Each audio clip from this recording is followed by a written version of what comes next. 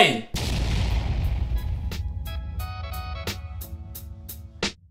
Bienvenue à tous dans cette nouvelle vidéo et cette possible nouvelle série.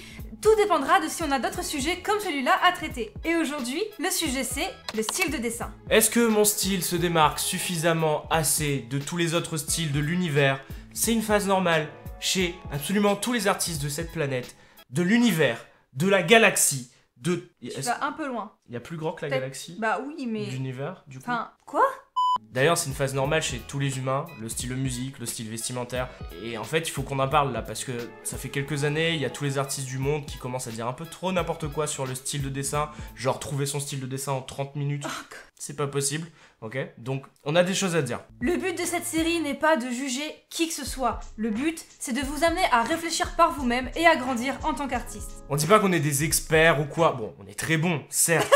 Mais on n'est pas des experts non plus, et vraiment, notre objectif, c'est juste de partager notre avis et notre expérience pour vous permettre de grandir, et nous permettre de grandir ensemble, en fait. Et selon notre point de vue, le style de dessin n'existe pas. Et avec cette vidéo, vous comprendrez pourquoi. Bon, et avant de rentrer dans le sujet, c'est quoi avoir un style d'abord? La difficulté avec ce sujet, c'est qu'il n'y a pas vraiment de définition. Il y a autant de styles qu'il y a de personnes, qu'il y a d'artistes, et chacun fait sa propre définition dans son coin et essaye de l'imposer aux autres. C'est pas ouf? Généralement, un style, c'est plus la personnalité d'un artiste. Même si on force notre style de dessin, ça va forcément refléter notre façon de voir les choses. Un style en soi, c'est plus un univers unique, quelque chose de très personnel et propre à chaque personne en fait. Bon, tant qu'on est dans la définition, petit disclaimer, faut pas confondre un style de dessin et des erreurs en dessin. C'est deux choses différentes. Il y a trop de personnes qui veulent avoir un style avant de savoir dessiner et qui prennent l'excuse de « c'est mon style » pour se permettre de faire des erreurs anatomiques, perspectives et tout. C'est pas ouf. Apprenez à dessiner. Non mais en vrai, apprenez à accepter les remarques et les critiques pour vous améliorer, ça fait pas de mal, au contraire. Si quelqu'un vient vous dire dans les commentaires de votre dessin que votre bras est trop long, dites pas juste c'est mon style, dites ah oui c'est vrai, je ferai mieux la prochaine fois. Par exemple. Au final, il n'existe pas de solution miracle pour trouver son style. Ça viendra tout seul au fur et à mesure de votre cheminement en tant qu'artiste.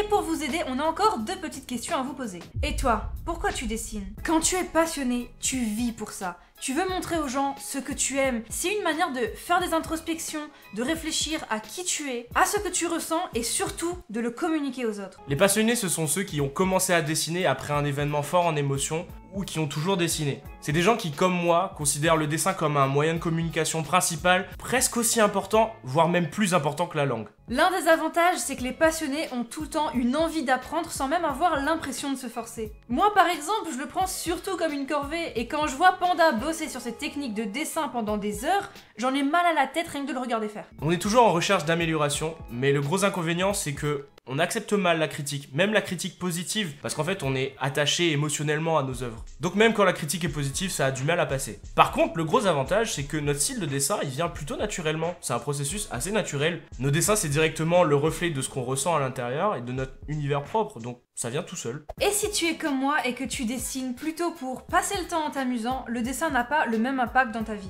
On n'a pas ce besoin de recherche immédiate de l'amélioration, donc finalement, est-ce que trouver son style c'est si important que ça? Dans tous les cas, ton style est déjà implanté dans tes dessins. Il va juste se développer avec le temps et à force de dessiner. Dans mon cas, il est apparu assez tôt, mais je m'en suis pas rendu compte tout de suite. Les moments où je m'amusais le plus, c'est les moments où je faisais des doodles inutiles sur mes cahiers de cours ou que je faisais des petits personnages tout simples. Au contraire, mes grandes illus n'ont jamais été terminées et mes dessins complexes ont toujours été abandonnés. Jusqu'à ce que j'en fasse dans un style un peu plus simple et bizarrement, j'arrive à finir mes dessins maintenant. C'est bizarre.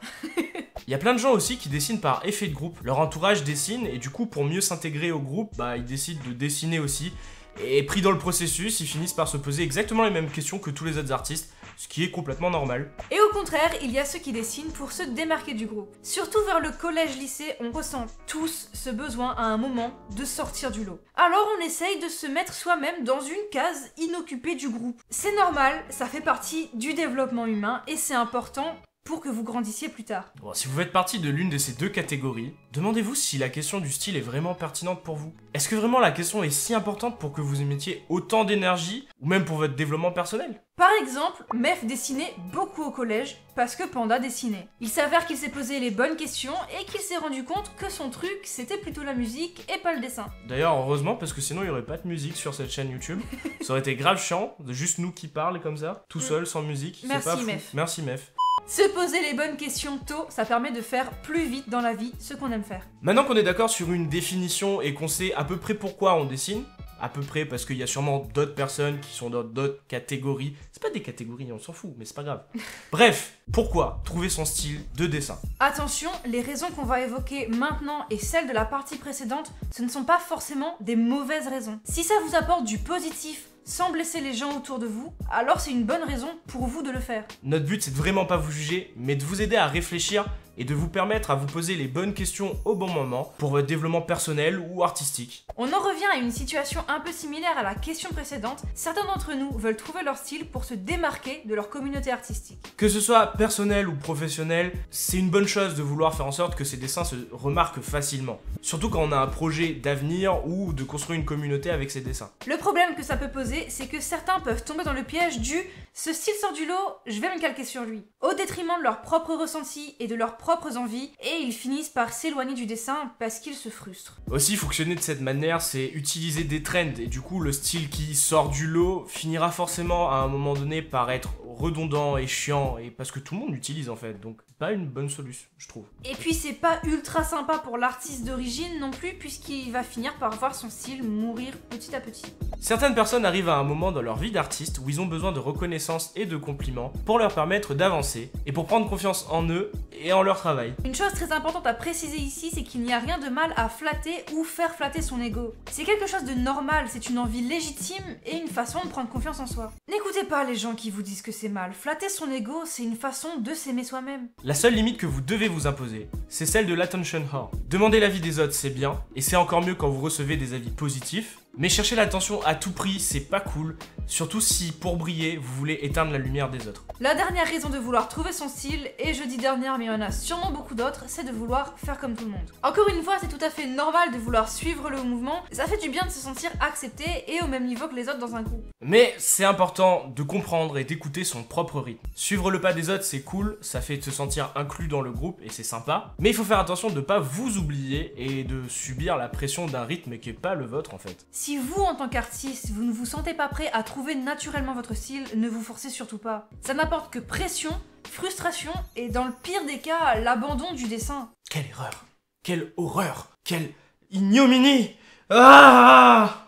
Dans tous les cas, si la question de trouver son style vous fait plus de mal que de bien, c'est qu'il y a quelque chose à l'intérieur qui ne vous correspond pas. Et c'est à vous de prendre le temps pour y réfléchir. L'important dans tout ça, c'est de vous-même vous poser ces questions et surtout de trouver vos propres réponses. Vous êtes les seuls à savoir ce que vous ressentez. Apprenez à vous connaître sans l'intervention des gens extérieurs. Ce qui compte le plus, c'est votre bien-être, que ce soit artistique ou personnel. Si vous vous sentez bien avec vous et avec votre art, et que vous vous amusez, c'est l'essentiel. Bah pour conclure au final, le style de dessin, ça existe pas vraiment. Tant que quand tu dessines, ça t'amuse, c'est ce qui compte. Donc il y a quelque chose de plus important que ça. Trouver son style, c'est bien, tu vois, genre, mais... S'amuser, c'est beaucoup mieux. Grave, en fait. Si tu commences à te mettre la pression en dessinant, tu vas faire comme moi et plus dessiner pendant 3 ans. Mais c'est pas ouf. C'est pas vous, c'est... Vous mettez pas la pression avec le dessin, les gars. Là-bas, c'est pour s'amuser. Bref, on est ouvert au débat. Si vous voyez qu'on a oublié des choses ou que vous êtes pas d'accord avec ce qu'on est en train de dire, bah vous avez les commentaires pour vous exprimer, toujours avec respect, s'il vous plaît. On sait que certains de notre communauté ont des chaînes YouTube propres. Si jamais vous voulez répondre en vidéo, sentez-vous libre de le faire, on vous repartagera et on ouvrira un grand débat entre artistes. L'objectif de cette série, c'est de tous nous tirer vers le haut, ensemble, tous les artistes de la communauté FR. Parce que faut arrêter de se cracher dessus, les gars, à un moment. Faut essayer de grimper, ça peut être cool, d'être positif et tout, tu sais.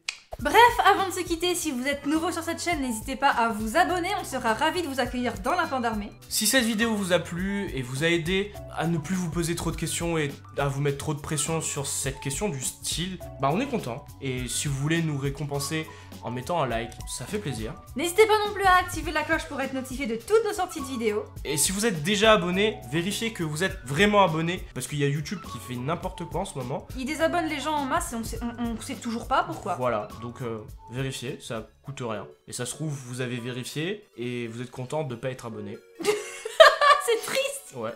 Bref, c'était Panda Atomique et Dragonfly et on se retrouve bientôt pour de nouvelles aventures. Out.